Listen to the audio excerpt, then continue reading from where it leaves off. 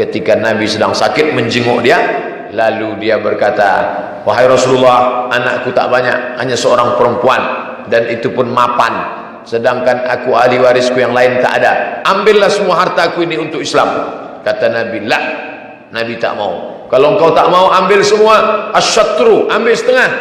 Kata Nabi, la, saya tak mau ambil setengah. Kalau engkau tak mau ambil setengah, as-sulusu, sepertiga. Kata Nabi, as-sulusu katsir, sepertiga itu pun banyak. Tapi Nabi tetap ambil untuk perjuangan Islam. Itulah dalil boleh meninggalkan wasiat sepertiga.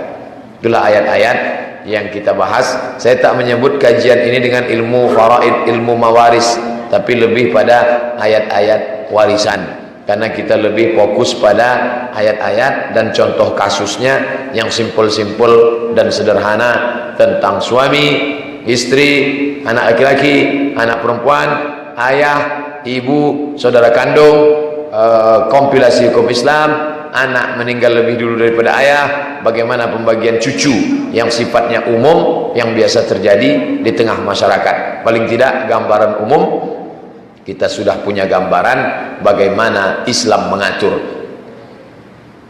Di mana letak masalahnya Pak Ustadz?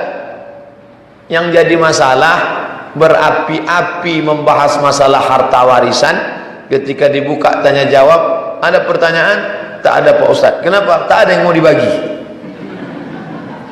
Kasus warisan dengan zakat itu mirip sama. Bapak ibu sekalian, adapun zakat kita, kalau ada kambing 40, 1 ekor. Kalau ada onta 5, 1 ekor kambing. Kalau ada gandi gandum, 520. Kalau dia pakai sawah, tak ada hujan, 10%. Kalau pakai irigasi, potong 5%. Kalau ada emas, maka dia 85 gram.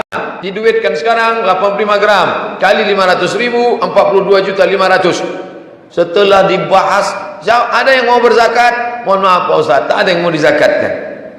Islam itu agama yang mengurus materi. Cobalah tengok, setengah, 1/6, 1/4, 1/3, 1/8, semua 2 kali bagian. Salat zuhur 4 rakaat pakai tasyahud awal, tak ada diurus dalam Quran. Aqimus salah, tawaf dari mana tawaf? Tak ada diatur dalam Quran tawaf dari mana, berapa kali putaran, cukup hadis Nabi. Tapi kalau sudah cerita masalah harta, setengah, 1/4, 1/8, 1/6, 2 kali bagian, itu diatur sedetil-detilnya. Makanya kalau orang menganggap Quran itu diturunkan hanya untuk dibaca, dikirimkan pahalanya untuk orang mati, dia tak paham. Al-Quran bukan untuk orang mati, Al-Quran itu untuk orang hidup. Tapi kalau dibaca, pahalanya mengalir untuk orang mati. Itu yang betul. Quran mengatur masalah harta, salat, zakat, puasa, haji, umrah, sa'i, tawaf, wukuf, melontar jumrah, itu ibadah.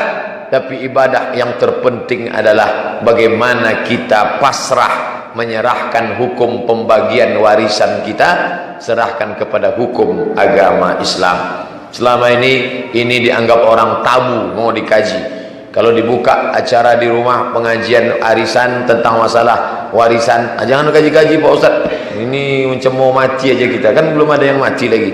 Dia anggap mati itu masih lama, padahal setelah orang meninggal, inilah yang akan menjadi masalah. Dia seperti menyimpan api di dalam sekam, nampak di luarnya adem, ayem, rapi, bersih, tapi api sedang menyala di dalam. Begitu sampai masanya, bam, pecah, bom, meledak. Warisan hanyalah menyimpan api dalam sekam. Warisan hanyalah menyimpan dendam kesuman kalau tidak mengikuti ajaran sunnah Nabi Muhammad sallallahu alaihi wasallam.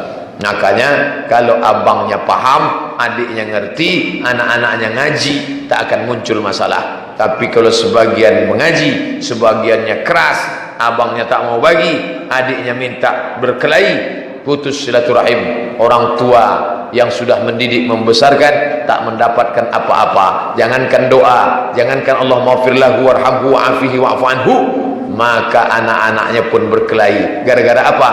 Meninggalkan harta, tidak meninggalkan ilmu agama.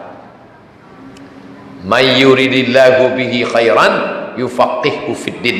Siapa yang diinginkan Allah menjadi baik, didalamkan Allah ilmu agamanya.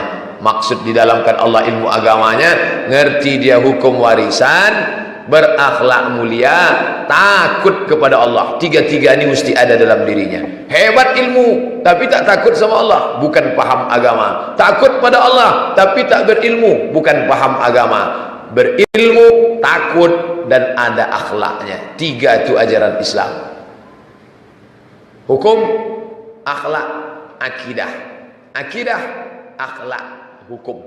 Itulah yang membuat kita selamat di dunia akhirat.